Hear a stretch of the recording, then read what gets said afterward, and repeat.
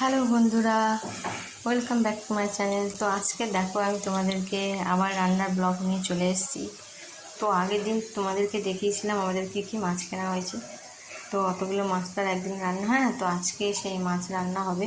তো দেখো আট ট্যাংরাগুলো বার করে নিয়েছি ফ্রিজ থেকে। এই আট ট্যাংরা আলু আর পেঁয়াজ দিয়ে ঝোল হবে, আর এই চিংড়ি মাছ দিয়ে বাঁধাকপির তরকারি হবে, পেঁপে আর উচ্ছে ভাতে দেওয়া হবে। আরও আছে, তোমাদেরকে পরে পরে দেখাচ্ছি। আর এই হলো আমাদের বাঁধাকপিটা আমি আগে বসিয়ে দিয়েছি। তো বাঁধাকপিটা একটু বাকি আছে, এখনও জল দেবো, একটু সিদ্ধ করতে দেবো। তো আরও অনেক কিছু আছে তোমাদের জন্য, তো দেখতে থাকো, চলো। তো দেখো বাঁধাকপিটা সিদ্ধ হয়ে গেছে, এবার একটু ঘেঁটে চিংড়ি মাছটা দিয়ে দেবো।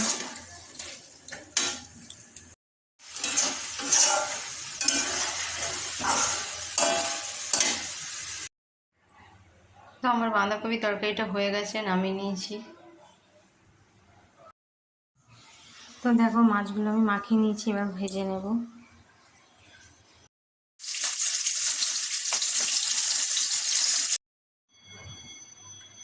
তো মাছগুলো আমার ভাজা হয়ে গেছে, দেখো। এবার তরকারিটা বসিয়ে দেবো। তো মাছের ঝোলটা বসিয়ে দেওয়ার জন্য দেখো ফোড়ন দিয়ে পেঁয়াজ লঙ্কা দিয়ে দিয়েছি। টমেটোটা দিয়ে দেবো, আদা রসুনের পেস্টটা দিয়ে দেবো।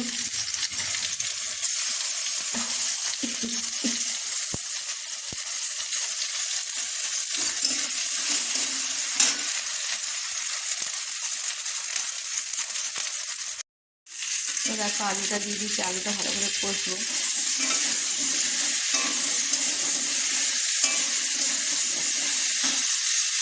নিয়েরে মাছটা ধোয়া হয়ে গেছে, নিয়েরে মাছ আনা হয়েছে, আর এই চিংড়ি মাছ আবার আনা হয়েছে। এগুলো এখন ফ্রিজে রেখে দেওয়া হবে। আর আমার আলুটা কষা হয়ে গেছে, জল ঢেলে দেবো। তো তরকারিতে আমি জল দিয়ে দিয়েছি, চাপা দিয়ে দেবো সিদ্ধ হতে। তো তরকারিতে আমি মাছগুলো দিয়ে দিলাম, আলু টালুগুলো সিদ্ধ হয়ে গেছে, মাছটা একটু ফুটবে, তাই আগে থেকেই দিয়ে দিলাম একটু।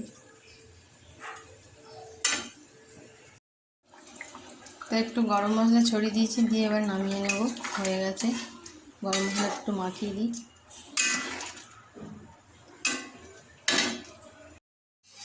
তো দেখো আমার মাছের ঝোলটা হয়ে গেছে, নামিয়ে নিয়েছি।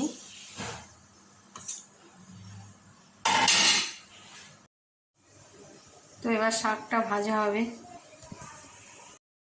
শুকনো লঙ্কা পেঁয়াজ দিয়ে দিয়েছি, করা শাকটা ভেজে নেব।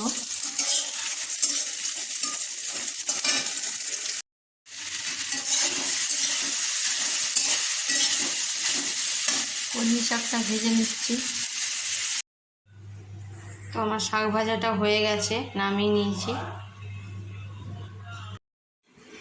তো হ্যালো বন্ধুরা, দেখো তাহলে আজকে আমাদের কী রান্না হলো। আট ট্যাংরা আলু পেঁয়াজ দিয়ে ঝোল হয়েছে, কলমি শাক ভাজা হয়েছে, আর এই বাঁধাকপি দিয়ে চিংড়ি মাছের চচ্চড়ি হয়েছে। তো আজকে আমাদের এই রান্না হয়েছে, ভাতটা এখনও হয়নি, হচ্ছে। তো চলো, টাটা সবাইকে।